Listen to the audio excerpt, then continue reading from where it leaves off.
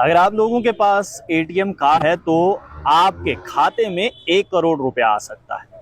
अब आप सोच रहे होंगे कि क्या फालतू की बात है कि एटीएम कार्ड है तो 1 करोड़ रुपया मिलेगा। एटीएम आज के डेट में हर एक इंसान के पास, लेकिन क्या आप सब जानते हैं कि अगर आपके पास किसी भी बैंक का एटीएम है तो आपको लगभग 2 लाख रुपए से 1 करोड़ के बीच में पैसा मिल सकता है।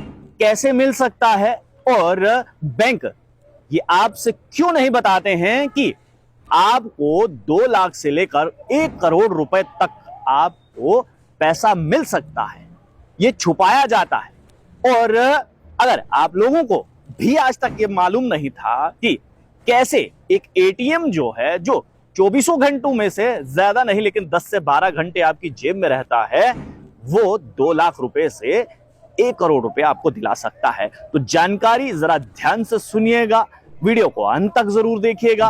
वीडियो अच्छा लगे तो वीडियो को शेयर जरूर कीजिएगा ज्यादा से ज्यादा, ताकि आपके दोस्तों और रिश्तेदारों को भी ये मालूम चल जाए कि अगर उनके पास भी एटीएम है तो वो एटीएम कैसे उनको 2 लाख रुपए से 1 करोड़ के बीच तक की राशि दिलवा सकता है। दरअसल हम हर एक शख्स का बैंक में खाता होता है। जैसे ही हम खाता खुलवाते हैं तो उसके बाद हमें एक फॉर्म दिया जाता है और वो फॉर्म होता है एटीएम या फिर उसे डेबिट कार्ड कहा जा सकता है, उसके लिए हम अप्लाई करते हैं। अब यहां पर समझने वाली बात यह है कि जैसे ही आपके पास वो एटीएम पहुंचता है और आप लोग उस एटीएम से पहला ट्रांजैक्शन करते हैं तो आपका लाइफ इंश्योरेंस यानी कि हेल्थ इंश्योरेंस जो है वो शुरू हो जाता है। और यह बात शायद ही आज तक आपको किसी बैंक के एम्प्लॉय ने बताई हो या फिर आपने पूछा ही ना हो। अब आपको बताते हैं कि हेल्थ इंश्योरेंस पर आपको कैसे 2 लाख रुपए से 1 करोड़ के बीच में पैसा मिल सकता है। दरअसल लगभग हर एक बैंक की एक पॉलिसी होती है। अगर आप उस बैंक के कस्टमर हैं, आपका वहां पर खाता है, बैंक जिस समय आपको एटीएम देता है उस समय आपका हेल्थ इंश्योरेंस भी हो जाता है। और अगर आपकी किसी दुर्घटनावश किसी एक्सीडेंट में मौत हो जाती है तो मौत के बाद आपके परिजनों को, यानी कि जो आपका नॉमिनी होगा उस खाते का, उस एटीएम कार्ड का, उस डेबिट कार्ड पे जब फॉर्म फिल किया था आपने, उस पर जिसको आपने नॉमिनी रखा है उसको 2 लाख रुपया मिलेगा। ये बैंक आपको देगा ही देगा। इसकी भी कुछ फॉर्मेलिटीज है, पहले वो फॉर्मेलिटीज सुन लीजिए आपको कि ये कैसे मिलेगा। लेकिन उससे पहले आपको मैं ये बताता हूं कि अगर आपका कोई भी परिजन बेल्ट फोर्स में है, चाहे वो आर्मी में है, पुलिस में है या फिर सीआरपीएफ में है, कुछ बैंक्स ऐसे हैं जो 10 लाख से 1 करोड़ रुपए तक आपके एक्सीडेंटल मौत के बाद आपके परिजनों को, यानी कि जो नॉमिनी है, उसको दे सकता है। पहले मैं आपको बताता हूं कि अगर किसी भी दुर्भाग्यपूर्ण अगर कोई भी बेल्ट फोर्स का कर्मचारी जो है वो इनकाउंटर में शहीद हो जाता है या फिर कोई एक्सीडेंटल मौत हो जाती है तो उसे कोई बैंक जो है लगभग 50 लाख रुपए तक का जो है वो इंश्योरेंस क्लेम हेल्थ जो है वो दे सकता है। हेल्थ क्लेम जो है 10 लाख से 50 लाख के बीच में उससे मिल सकता है। और अगर वही बेल्ट फोर्स का कर्मचारी जो है अगर जहाज में जा रहा है और जहाज क्रैश हो जाता है, उसकी मृत्यु हो जाती है, तो 1 करोड़ रुपए तक की राशि जो है उस एटीएम या फिर डेबिट कार्ड होल्डर के नॉमिनी को मिल सकती है।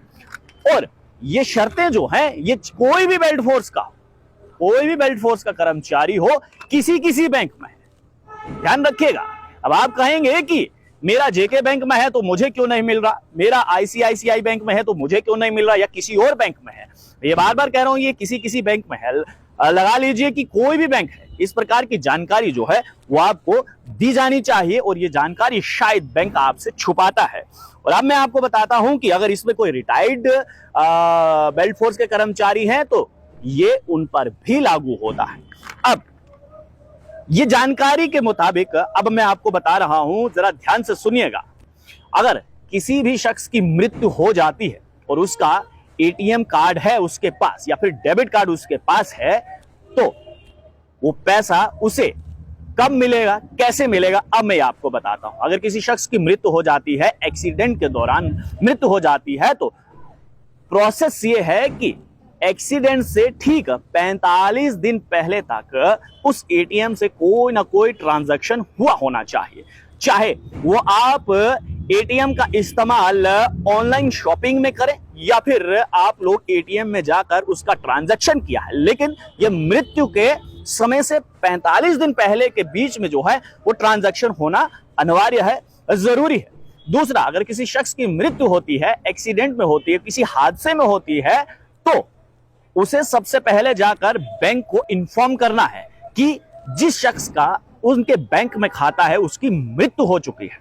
उसके बाद बैंक आपको फॉर्मेलिटीज पूरी करने के लिए कहेगा, जिसमें फॉर्मेलिटीज के तौर पर आपको मैं बताऊं, जिसमें एमएलसी हो सकता है, पुलिस की रिपोर्ट हो सकता है, डॉक्टर का रिपोर्ट या फिर आप पोस्टमार्टम कह सकते हैं, और डेथ सर्टिफिकेट। यानी कि ये तमाम चीजें आपको बैंक को मुहैया करवानी पड़ेंगी 1 महीने के अंदर अंदर। इसलिए क्योंकि जो इंश्योरेंस कंपनीज होती है उनका एक रूल है कि 1 महीने के अंदर अंदर आप तमाम डिटेल जो है, जानकारी जो है वो हमें बताइए कि इस शख्स की मौत कैसे हुई है। और ये तमाम डॉक्यूमेंट्स इसलिए मांगे जाते हैं बैंक द्वारा, कहीं सामने वाला शख्स जो है वो झूठ तो नहीं बोल रहा है। इसलिए एमएलसी में क्या रिपोर्ट आएगा, पुलिस रिपोर्ट क्या कहती है कि इस शख्स की मौत कैसे हुई है, डॉक्टर यानी कि जो पोस्टमार्टम रिपोर्ट होती है उसमें क्या लिखा है कि इस शख्स की मृत्यु जो है वो एक्सीडेंट से हुई है या फिर किसी और कारणवश हुई है, और सबसे इंपॉर्टेंट डेथ सर्टिफिकेट पर क्या लिखा है। ये तमाम डिटेल जब आप बैंक को देते हैं तो बैंक उस खाते के यानी कि उस एटीएम के फॉर्म पर जिसको भी आपने नॉमिनी रखा है, देखिए बहुत सारे ऐसे लोग हैं जिनको ये मालूम ही नहीं है कि उनके जेब में पड़ा एटीएम जो है उनके कितने काम का है। उनके काम का तो है ही है, लेकिन अगर किसी कारणवश जो है उनकी मृत्यु हो जाती है तो उनके घर वालों के या फिर वो जो नॉमिनी वहां पर रखा होता है उनके काम आ सकता है। लेकिन ये गलती ये कर देते हैं कि एटीएम का जब फॉर्म फिल करते हैं उस पर नॉमिनी नहीं भरा जाता है। इसलिए जब भी आप अपना खाता खुलवाएं, एटीएम पर जो है वो नॉमिनी आप जरूर मेंशन करें कि ये नॉमिनी बिल्कुल है, और अगर आपको कल को कुछ हो जाता है तो वो सारा पैसा जो है वो आपके नॉमिनी को मिल जाएगा। बहरहाल आप लोग अपने अपने बैंक में जाइए और उनसे ये जरूर पूछिए कि आपने ये जानकारी हमसे क्यों नहीं साझा की अभी तक। और यकीन जानिए कि बहुत सारे ऐसे लोग हैं जिन्हें ये मालूम ही नहीं है कि उनका एटीएम जो है उन्हें 2 लाख से 1 करोड़ तक का पैसा उन्हें दे सकता है। शर्तें अपनी अपनी हैं, कैसे मिलेगा वो आप बैंक बेहतर आपको बताएगा। और आपको मैं बता दूं कि कुछ बैंक्स ऐसे हैं जो प्रीमियम कार्ड देते हैं अपने कस्टमर्स को, अपने ग्राहक को देते हैं। यानी कि आसान भाषा में कहूं कि क्वार्टरली आपके खाते में अगर 25,000 से ज्यादा का अमाउंट है और आपकी मृत्यु हो जाती है तो कुछ बैंक्स ऐसे हैं जो आपको 10 लाख रुपए का जो है वो हेल्थ इंश्योरेंस क्लेम देते हैं। लेकिन जरा सोचिए ये जानकारी आप तक क्यों नहीं पहुंची गई, आप तक क्यों नहीं किसी ने साझा की। इसलिए ये जानकारी बहुत अहम है। और आप लोगों के भी खाते खुले हैं बैंक में और आपके पास भी एटीएम है, आप एटीएम का इस्तेमाल करते हैं तो तुरंत जाइए बैंक में और उनसे कहिए कि हमें अपने एटीएम का नॉमिनी रखना है। और बहुत सारे ऐसे लोग हैं जिन्हें इस जानकारी के बारे में मालूम ही नहीं है और उम्मीद करते हैं कि सरकार और प्रशासन जो है वो इस प्रकार की अवेयरनेस फैलाए ताकि लोगों को इन स्कीम्स का पता चल सके, इसका लाभ उठा सके। आए दिन जो है वो बहुत सारे एक्सीडेंट्स होते हैं, हादसे होते हैं जिनमें लोगों की कीमती जानें चली जाती हैं, लेकिन उन लोगों को इस स्कीम के बारे में मालूम नहीं होता है। इसलिए उन लोगों के खाते में वो पैसा नहीं आता है जो भी उस एटीएम का नॉमिनी है। जरा सोचिए कि जिस परिवार का एक शख्स चले जाता है, अगर उसे आर्थिक थोड़ी सी मदद मिल जाए, 2 लाख रुपए की भी मदद अगर मिल जाए तो उस परिवार का कितना भला हो सकेगा। जानकारी अच्छी लगी हो तो वीडियो को ज्यादा से ज्यादा शेयर कीजिएगा, कमेंट कीजिएगा, लाइक कीजिएगा। और फेसबुक पर देख रहे हैं तो चैनल को लाइक कीजिएगा, यूट्यूब पर देख रहे हैं तो चैनल को सब्सक्राइब जरूर कीजिएगा। आप लोग देखते रहिए स्ट्रेट टॉक। मुझे निदेश ठाकुर को दीजिए इजाजत। धन्यवाद।